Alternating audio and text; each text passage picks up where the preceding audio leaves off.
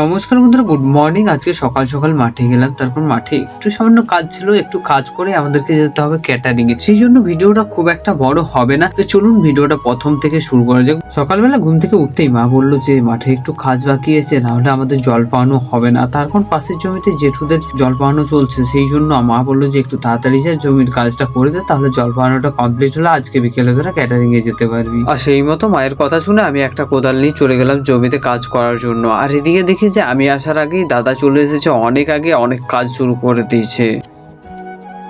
আর কিছুক্ষণ কাজ করার পরে এদিকে দেখি যে বাবাও চলে এসেছে মাঠে আলু নিয়ে লাগানোর জন্য।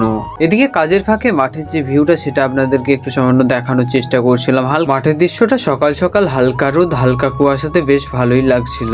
আর এদিকে দাদার কাজ করার দেখে আমিও একটু সামান্য কাজ করে চলে আসলাম বাড়িতে। আর একটু পরে ক্যাটারিং আছে, এটা আপনাদেরকে অনেক আগেই বলে দিয়েছি ভিডিওর প্রথম দিকে।